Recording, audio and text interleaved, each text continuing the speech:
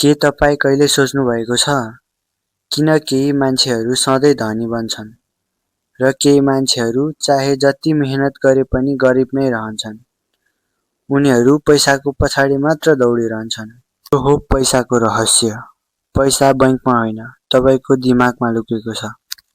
आजको भिडियोमा हामी द साइकोलोजी अफ मनी पुस्तकका रहस्यमय सिद्धान्तहरू बुझ्नेछौँ, जसले तपाईको सोच बदल्छ र तपाईलाई आर्थिक स्वतन्त्रताको बाटोतिर पुर्याउँछ।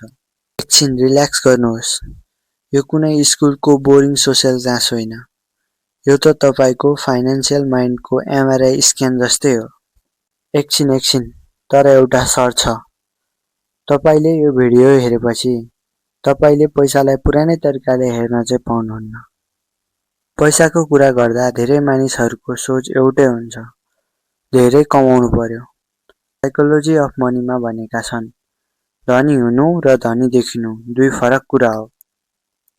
यसलाई कथाबाट सुरु गरौँ है त। एकचोटि सोच्नुहोस् त, धन देखाउनेहरूले हार्छन्, तर धन के हो भनेर बुझ्नेहरूले सधैँ जित्छन्। पोइन्ट नम्बर 1, पैसाको सबैभन्दा ठुलो शक्ति फ्रिडम हो।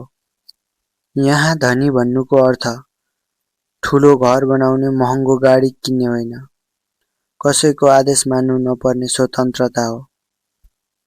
थाहा छ, बिहानको 8 बजे अफिस पुग्न नपर्ने स्वतन्त्रता भन्दा मिठो लग्जरियस लाइफ अरू के नै हुन सक्छ र? तर त्यो स्वतन्त्रता किन्ने कुरा होइन है, आफैले बनाउने कुरा हो। Point number 2, lock and risk. अब कुरा गरौँ यस्तो कुराको जुन धेरैले मान्न चाहँदैनन्, भाग्य र जोखिम। कसैले स्टक मार्केटमा लाखौं कमाउँछन् भने अरूले त्यही सबै गुमाउँछन्। तर फरक के हो? त्यो हो तपाईको सोच।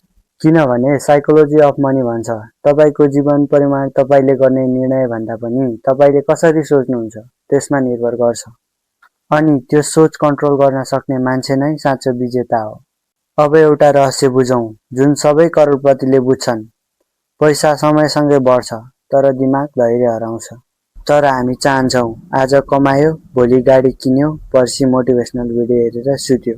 तर साँचो साइकोलोजी अफ मनी भन्छ, धैर्यले पैसा मात्र होइन, सोच पनि बनाउँछ। अब म तपाईलाई एउटा प्रश्न सोध्छु। यदि तपाईलाई 10 लाख रुपैयाँ अहिले दियो, वा 1 रुपैयाँ दियो जुन हरेक दिन दोब्बर हुँदै जान्छ 30 दिनसम्म, कुन रोज्नुहुन्छ? धेरै मानिसहरू 10 लाख रोज्छन्, तर 1 रुपैयाँको कम्पाउन्ड भ्यालु हुन्छ 10 करोड भन्दा बढी। हो, यही नै हो साइकोलोजी अफ मनी। तुरुन्त नदेखिने कुरा नै दीर्घकालीन सफलता बन्छ। Point number 4, ego versus wealth. धनी बन्ने बाटोमा सबैभन्दा ठुलो दुश्मन तपाईको इगो हो। जब तपाई सोच्न थाल्नुहुन्छ म सबै जान्दछु, त्यति बेला तपाई सिक्ने दर मर्दछ। यो मानेर राखौं कि पैसा र इगो एउटै झोलामा टिक्दैन। Point number 5, financial success is not about knowledge, it's about behaviour. Morgan हसलले भन्छन्, पैसाको खेलमा जित आइक्यूले होइन, इक्यूले हुन्छ। एजुकेसन भन्दा बढी महत्त्वपूर्ण हुन्छ आचरण, स्पेन्डिङ ह्याबिट, ह्याभिङ प्याटर्न र निर्णय गर्ने बानी। तपाईले कति कमाउनु भयो भन्ने होइन, यहाँ असली खेल भनेको तपाईले कति राख्न सक्नुहुन्छ त्यो हो। अब कल्पना गर्नुहोस्, तपाईले आफ्नो सोच बदल्नु भयो।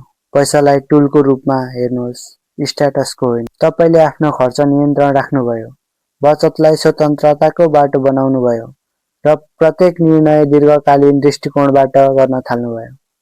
अब सोच्नुहोस्, तपाईको भविष्य कस्तो हुन्छ? यही सोच हो जसले तपाईलाई आर्थिक स्वतन्त्रता दिन्छ, अनि बाँकी सबै कुरा केवल परिमाण हो। आज तपाईले पैसाको मनोविज्ञान बुझ्नुभयो, तर एउटा अर्को रहस्य अझै बाँकी छ। धनीहरू र गरिबहरू किन फरक सोच्छन्? त्यो उत्तर रिच ड्याड पुअर ड्याड पुस्तकमा लुकेको छ।